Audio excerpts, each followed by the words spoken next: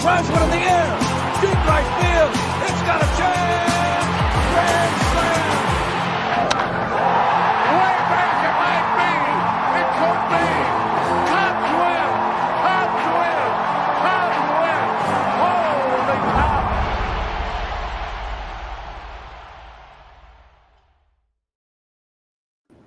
The Dingers podcast is on the air. I'm your host, Mitch. I'm here with my man, Jeffrey. The Cubs have dropped game 1 to the Brew Crew on Saturday. We were recording on Monday. A little pre-game episode before the Cubs take on the Brewers tonight at 8 o'clock. Jeff, are you even going to be awake that late? No, I will not be awake that late. You're just going to get up early and watch the next day, right? Yeah. I mean, I should be able to rewatch it tomorrow at some point, like after I get off work. But no, I see, when I saw the 8:08, I didn't even really look to see what time zone that was. I just assumed that they were listing like the Eastern time zone for some reason. But then I thought, well, both those teams are in the Central. 8:08 is such a weird time for teams in the Central to start a game. So I don't know what's on TBS before that. Probably Big Bang Theory. That's what is always on TBS. So does that start at like 8:08 in the morning and it goes to like 8 o'clock? Yeah, I think they're like the sole distributor of Big Bang Theory. Anyway, let's recap a little bit of how the Cubs are down in this series with the Brew Crew, or the D-Gens from Upcountry, as we like to call them. That's right. Game 1, a lot of controversy with Cubs Twitter of them starting Matthew Boyd. What is your take on? Yeah, obviously it didn't work out, but going into the game, were you confident in the start with Matthew Boyd, and what was your kind of feel after it kind of collapsed and didn't even make it out of the first? I didn't know if it was really necessary to start him because he was kind of going on somewhat a short rest, and he has pitched just a ton of innings this year. I mean, he's been an innings eater all season. He hasn't been on the IL. He hasn't missed. I don't even think he's missed a start this year. He's thrown a ton of innings, more than his previous year's workload. Yeah, So, especially coming off an injury from last year and coming back. I will say this. Yes, Colin Ray might have been the better option there, but I'm not blaming the loss in what happened on Boyd. Yes, it started out with 3 straight doubles. That's going to happen. They're going to hit the ball. We started off with a home run, and they felt pretty confident in Peralta figuring it out. What changed the game on Saturday was the air. Was the air by Nico Horner. That was the change in the game. That was the game right there. That air, and I hate, because Nico's had such a great year. That was the change in the game. You're already down 2-1. We get, I think it was a strikeout, right? So now we have runners on first and second. You have 1 out, and you're down 2-1. Ground ball gets hit to Nico, and he boots it, getting the bases loaded. The next guy hits a fly ball, the next guy hits a fly ball, and they tag the runner up from third and score. That should have been 3 outs. It should be a 2-1 ball game at the end of the first. You're feeling okay at that point if it's 2-1.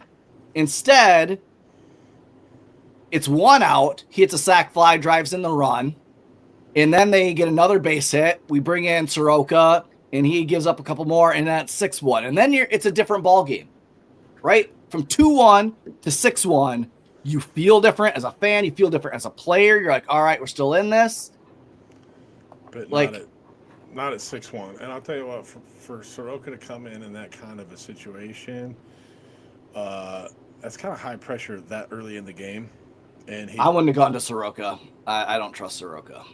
probably a little nervous. Yeah. But I'm putting that loss solely on Nico Horner. Like, you gotta make that play. I said my 11-year-old son could make that play. He's He's typically pretty sure-handed. I don't know if he was pressing. the runners going to third and second. Just get it out, buddy. Get it out. Live to fight another day. We aren't even getting up for running that situation. We're just moving the runners over. It's baseball. Yep. But I don't want to make the excuse that we got young players out there with not a lot of playoff experience. They got 3 games, but at the same time, most of our last month of the season had like playoff implications. Like, are we going to get home field? In the wild card series, will we have to travel? So, like, I feel like there's been pressure on the players for a month, so they should be pretty well locked in and ready to go. Yeah. Anyway, so that's my take on that. Like, I don't put Boyd. That's what you want big game pitchers to do. And especially when we have a depleted starting pitching staff anyway, you're going to rely on your best players. Now, you could go back and say, yeah, we have injuries and Horton and Steele. If we had those two, and it's like, okay, but I hate that excuse because the Brewers are without Woodruff, and the Brewers have traded away their best players every year for the last 4 years, and they're still winning the division. They ain't making excuses. But we as Cubs fans loved, that's the way spouting off on Twitter of all those things. Like, shut up. Play the game. You want your best players to step up. In that situation, Matthew Boyd needed to step up for his team and deal. Like, I guarantee you, any other team in the postseason in that situation with what we have, they'd be relying on their best pitcher. Now, you can say Matthew Boyd hasn't been the best pitcher against Milwaukee this season. Okay, I get it. But you're going to rely on Colin Ray? Serious? I'm sorry. I think at that moment, going with Colin Ray would be a lot like trotting Josh Hamels we had that gave up 10 runs 3 different times in the last month in 2016. Yeah. You're right. I mean, the players do need to step up. It's like, how bad do you want it? And I just read an interesting fact, and it doesn't give me a lot of hope. But teams that won Game 1 of a best-of-5 NLDS have gone on to win the series 113 out of 156 times. Jeez, that's not good. Yeah, Scott. I know you're just joining us, Scott, but I went on a rant that we cannot blame the loss on the decision of Matthew Boyd or Colin Ray starting. That game was decided on the air by Nico. We should have been out of that inning 2-1 at the end of first and live to fight another day. And it's a totally different game. That error cost the Cubs a win, cost the Cubs a chance to just keep playing and fighting that game. It was like that happened, the floodgates opened, and we couldn't come back from that. And you don't even know, Peralta gave up a leadoff home run to Michael Busch, and he bounced back. You don't know what, just get Matthew Boyd through that first, and then you don't know what could happen. Maybe he finds it in the second inning. That's the thing. I don't blame. I'm with Craig Counsell on this. You're going to ride your best players in the playoffs. You have to. And so then I'm looking towards Kyle Tucker. You have to step up, buddy. You have to. And frankly, I'm not a huge Kyle Tucker fan. I have felt like the whole season, his interviews have been he has one foot out the door. He is just, I don't know. I'm almost done with Kyle Tucker. His body language at the plate, I don't see a lot of enthusiasm, and I don't feel like he's that focused on playing great baseball. Did you see the lineup? It just came out. You want to see here's the Cubs lineup for game 2. Justin Turner at first base, leading off. Oh, wow. Nico Horner at second base. Kyle Tucker, Seiya Suzuki in right field. Ian Happ in left field. Carson Kelly catching. Pete Armstrong in center. Dansby Swanson, shortstop. Matt Shaw, third base. And yeah, Scott, you're saying, what the hell? Here's why. They're starting with an opener. Ashby is going to get the start. And what does Justin Turner do? He rakes lefties. Ashby's probably only going to pitch 1 inning. And so I guarantee you after that 1 inning, Michael Busch is going to sub back in. They're going to try to get something. I threw out today, why not have Nico Horner start and lead off the game? But I like Nico number 2 that if Turner gets on, don't be surprised if they pinch run for Justin Turner, knowing that he's probably not going to get a second at bat, and you're looking at Nico Horner to move him over, and then hopefully Kyle Tucker and Seiya can drive him in. They're going to look to score a couple runs right away. That's my thinking of like why Council is doing this, Scott, is that Ashby's starting. He's only going to get 1 or 2 innings, and then they're going to go to the rest of their bullpen or I don't know who they're going to go. Mizorowski, maybe 1 or 2 innings. He struggled the second half, especially the last month. Quintana's going game 3. So that's what I think why Justin Turner, and for Justin Turner, probably get a start game 3 too with Quintana pitching. Yeah, I mean it's very, very possible. Hopefully, I mean he does something at the plate, gets something started. But at the same time, he's old as shit, and if he gets on base, I mean if Nico hits. They do have electric wheelchairs now, like they can go pretty fast, right? Right, but I mean, Nico might as well just bunt, and they might as well give Justin a huge head start on that bunt because he's only going to get the first. If he hits a double, Nico's only going to get the second or first base because Turner's going to be hot. I actually kind of like the move. I'm sorry, Scott. Like I kind of like the move of getting Turner, like getting him at bat, like seeing what he got. He has a ton of postseason experience against Ashby. Why not? You get him 1 inning. I mean, maybe that's the matchup the Cubs have been looking for. Of like, get him an AB against. I wonder what his splits are versus Ashby.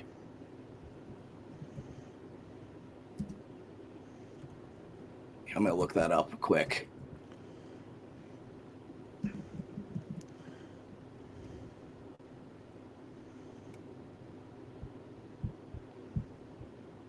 Well, I guess Shota's going on 4 days, so I don't feel too bad about that. Yeah. What are the chances this game might get delayed? It's in Milwaukee. They have a roof. I know the roof leaks, but at least something terrible. See, I thought they switched one to Chicago. I thought it was like 1 game, 2 games, and then the last 2 would be at home for Milwaukee. So it must be like 2-2 and then 1. So I need to look up where Ashby. Near Ashby. Where?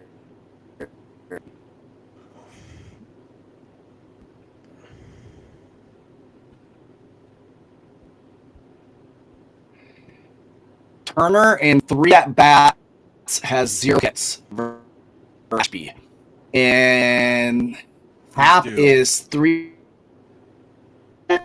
Carson Kelly's 2 for 4. Dansby is 3 for 5. Maybe they should have put a Dansby at leadoff. Nico is 1 for 5. PCA is 0 for 3. I mean, maybe they should have put Dansby leadoff. That might have been a little bit better. I kind of like it. Let's see what happens. Is this game a must win? Yes, I think it is. I honestly, because if we go down 2-0, I don't know. I just don't know if they have what it takes to come back. It's not like the 20. It's gonna be hard to beat this Brewers team that puts the ball in play 3 straight games. It's gonna be hard to. But I don't want to say like when it's not you're out of the playoffs type of game as a must win, but we need this. We need this. I said from the very beginning, you need to split in Milwaukee. Hopefully you can take care of home field, but I had this going 5, and it was going to be a nail biter type of series. Right. If we don't win this one, I think I give us a shot to win Game 3, but then I'm on the bubble with what happens in Game 4. Yeah, if they come back with Peralta, Right. I don't know. Right. And that's where we not trading for a starting pitcher and the trade deadline and missing Horton and Steele sucks, but we have to roll with who we got, and we need guys to step up. Yeah. If It's and Bus were candy and nuts, we'd all have a good Christmas. And not all of us do have good Christmases. That's right. Been missing Justin Steele all year. Missed Shota a considerable amount of time. We didn't have a solid. Has Justin Steele tried throwing right-handed? I don't know. I doubt it. Why hasn't he tried? I don't know. He might be wicked good. Who was the one he pitched at Michigan and he lost his hand? Remember that guy that pitched in the majors for like the White Sox and the Yankees? Jim Abbott? Jim Abbott. He only had one hand. Yeah. I think the hand he lost was his dominant hand too. You can relearn other things. Especially when you're forced. What's your prediction for tonight's game?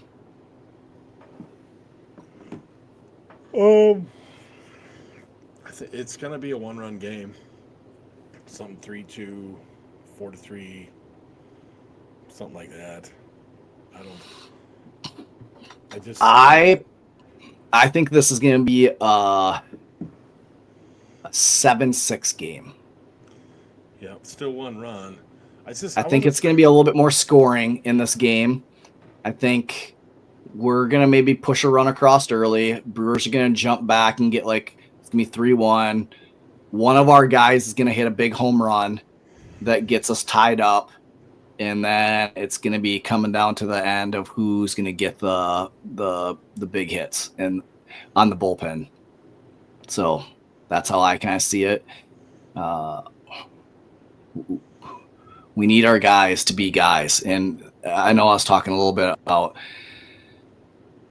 Kyle Tucker. I'm going to be honest. I've been frustrated the last second half of the season with not necessarily his play on the field, but his body language and his it feels like 1 foot out the door with him. Yeah. And it's like, why can you not get up for a playoff? Like, you still, in your interview has this dull response. There's no passion there. You see Dansby Swanson talking, and it's passion. You see Nico Horner, this is the greatest thing. Ian Happ, this, you see their excitement for playoffs, and Kyle Tucker is it's like ho hum. It's like Will Ferrell's first interview in Talladega Nights when he didn't know how to talk. Yeah, I can't do it. So we need something more out of him. Right, and you think if this was your only season in Chicago and you actually helped the team make it to the playoffs, wouldn't you want to try to showcase your talents a little bit better to push up your free agent? Yeah, show that you can ball out in the playoffs. I'd be giving it my all.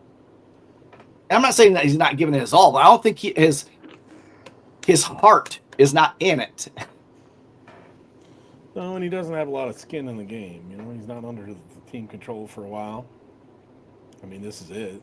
And here's the thing. Tonight, Jackson Cheerio, who had a hamstring injury during the season, was out for a month, tweaked it in the first game.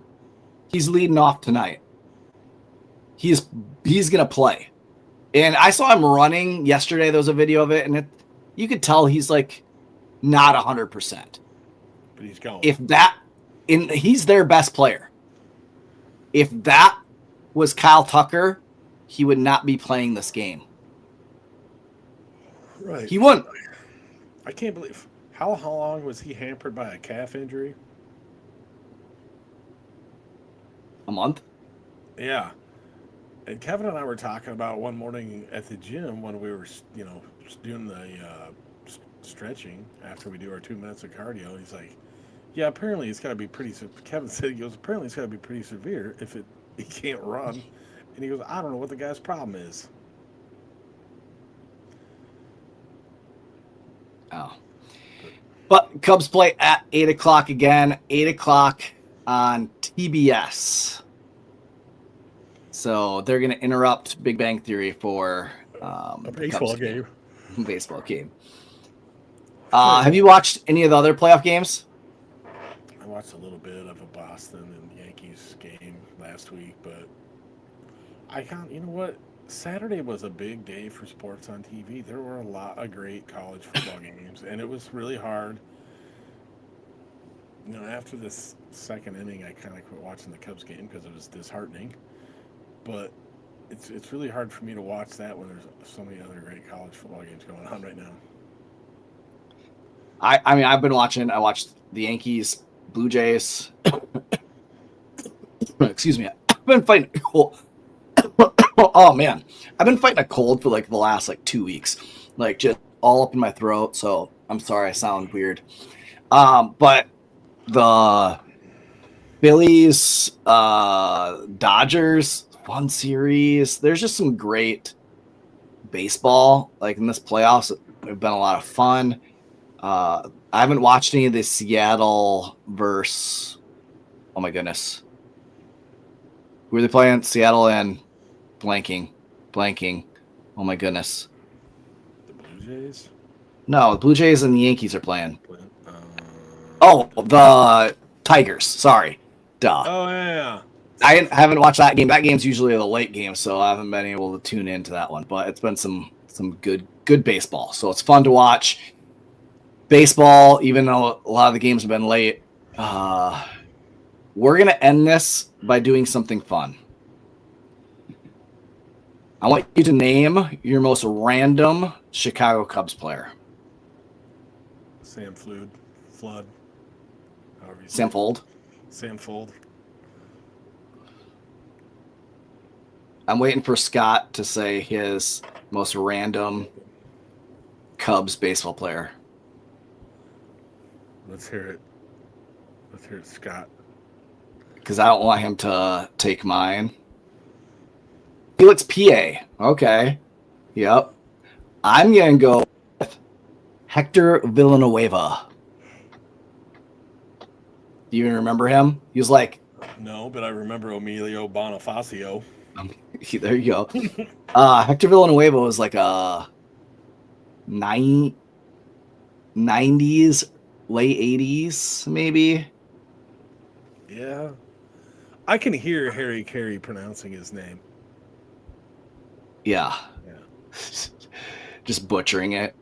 Yeah. Tuffy Rhodes.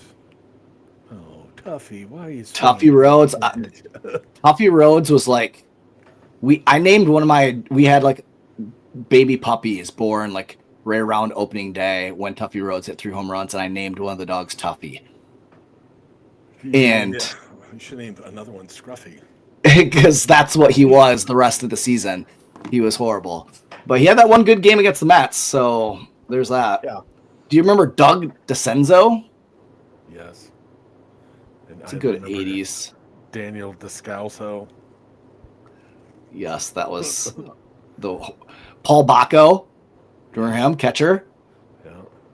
I was just thinking of random Cubs today and going through, I was just writing down random Cubs that I could think of. Sean Bosky. Augie Ojeda. Do you remember Augie Ojeda? Yep, I remember Augie Ojeda. Sean Bosky, I got his autograph at a iCubs baseball clinic they had when I was in Little League. Nice. Yeah. And the starting pitcher that night was the dude that always hopped over the third baseline. He had all Turk Wendell. Turk Wendell. He was the starter of that game that night. I'll tell you what. When they said that he used to do weird stuff like jump over the third baseline, okay, it wasn't. He didn't hop over it. It was like he almost pole vaulted over the third baseline to get to the pitcher's mound. Yep. He also used to brush his teeth with black licorice flavored toothpaste between innings. Some people really like black licorice. I don't really trust those people, but weird dude. Very weird dude. All right. Well, get ready because we're going to have to buckle our seatbelts a full 9 innings, not just the 9th inning tonight, because it's going to be an exciting game. I'm nervous. I do want to ask you this before we end. Okay. Do you think the Cubs can win the World Series this year?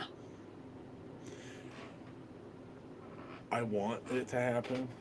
And it's a possibility they could do it. Like in your heart, are you saying, yeah, we have a chance to win the World Series? Nope. In my heart, no. But my head, your head and your heart sometimes aren't on the same path, same train of thought. So here I am, because like my wife asked me like on Saturday, after the Cubs lost and they were down, and she's like, "You aren't as mad as I thought you'd be," and it's like, I want to beat the Brewers. I do. Really bad because it's the Brewers. But I told her, I was like, one, losing by 10, 9, or 1, a loss is a loss in the playoffs. It doesn't matter. True. Like, loss is a loss. No matter how bad you get beat, still not good. We still have to bounce back next game. But also, I said, going into 2016, even 2015, like 2015, I was like, I want to ride this as long as possible, but I don't think we have enough for a World Series championship.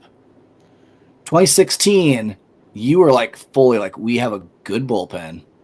We have the starting pitching. Our offense can cook.